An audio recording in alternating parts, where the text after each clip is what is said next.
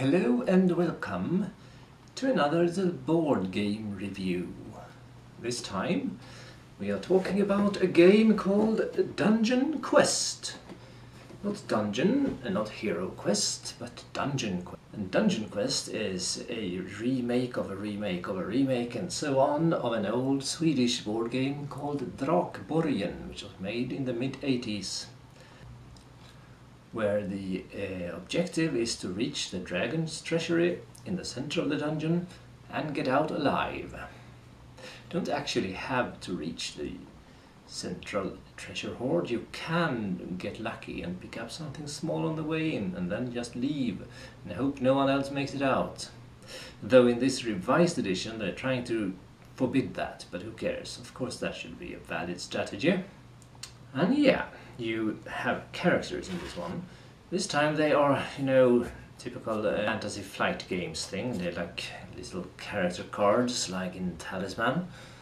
They have their little special abilities and ability scores, like strength, luck and agility. And they have health, stuff like that. And to pass obstacles, you make ability checks with dual D6s. Why dual D6s? The old Swedish game used D12s. Isn't that much nicer? And yes, as opposed to dungeon, the dungeon in Dungeonquest is randomly generated. You say, I go there, and you take one of these tiles and see what architectural doom befalls you. Ah, this one is sensible. In here I can continue that way, I can turn that way, and there's also stairs going down to the catacombs if I would be stupid enough to go down there. You'd have to be desperate to do that. So if when I enter the room, I take a dungeon deck card, and it says I found a crypt. Tiny little cards like in modern Talisman. The old game had much bigger cards. And if I want to, then I take a crypt card if I want to. And I found an unstable potion, which you can drink if you want to. And of course I drink it, and that's a 3.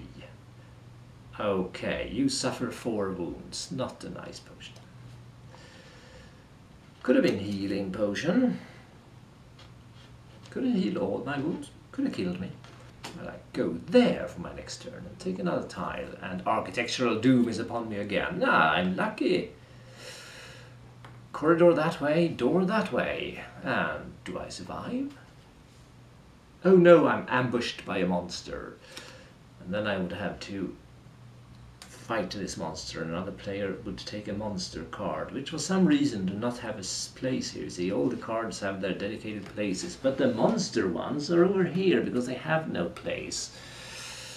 And the other player will then say, it's a sorcerer, and then I have to decide if I fight it or try to run away. And if I try to run away, I take 2 points of damage because that's the escape penalty of this monster.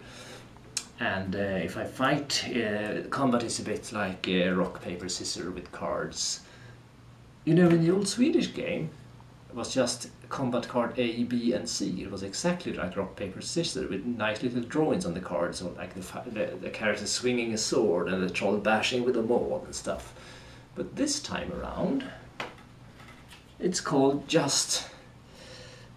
It's not A, B and C, it's ranged... melee and magic, mean that every monster can suddenly use magic just as well. I mean, a goblin is as good as magic as a sorcerer. That's just insane, isn't it? Anyhow, if I survive this, I go there. Oh, a portico drops behind me, but still, I have an exceptional luck. If I were to survive this room, I could continue there. Let's say I did. Ah, and here the luck runs out. Still going in the right direction, but there is a bottomless chasm with a plank going over it. Now I got gold! My first treasure. I could now try to run out again, but of course I have no natural way back. That's a problem, because the secret door closes behind you.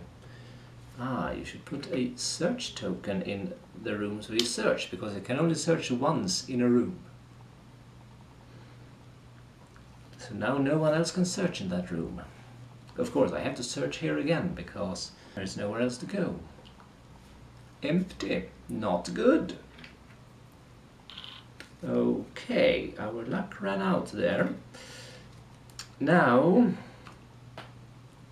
I'm at a dead end. There are no secret doors, but there is stairs going down to the catacombs. And that's what I would have to do. Meaning I put my character's marker here, saying I want to go in that direction in the catacombs, so I point it that way. And then I take a catacombs card.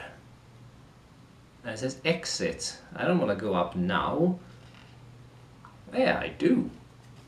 I'm ridiculously lucky, because now I'm in the catacombs, I have one catacomb card, then I get to move one step in the direction I'm pointing, here that is, and then I choose, I will also have moved in that direction, because I must choose that or that, and then I roll a die to see how far. I'm not that lucky, because I'm coming up there. And no corridors going in the right direction, and yet another shaky bridge made by one plank.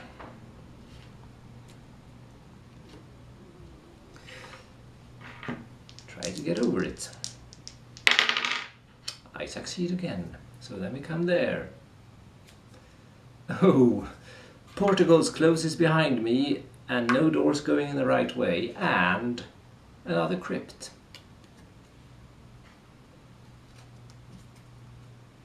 Well, we take a crypt card then. Old bones. Roll a die. 4. The bones spring to life and attack you. You encounter a monster. During this encounter, you cannot escape. So that would have been yet another fight with a monster. And you get the hang of how this game works. Also, after each turn, the sun marker moves, marking time. And if you're still in the dungeon when the sun sets, you're dead. I'm gonna be dead anyhow, because this game is really, really, really lethal. It keeps killing people off like crazy. It's perfectly possible, at least in the old Swedish games, to die on your first turn. Not sure if that is in this version, but what I know is in this version, there is actually a treasure you can find in here that kills you. How fair is that? But still, this is a really fun dungeon crawling game. In my opinion, it is definitely better than Dungeon. It works well with fewer players.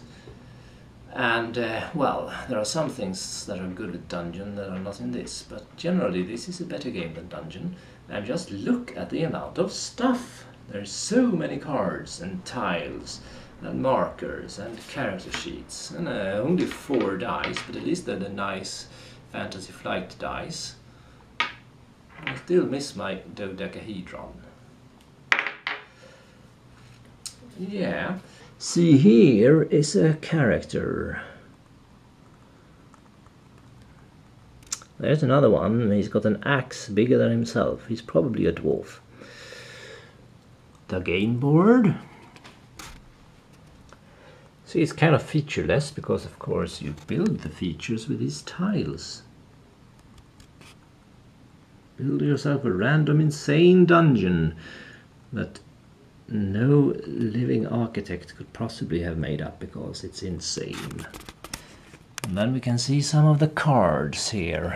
It's empty. It's an unstable potion. It's poison gas. Character sheet.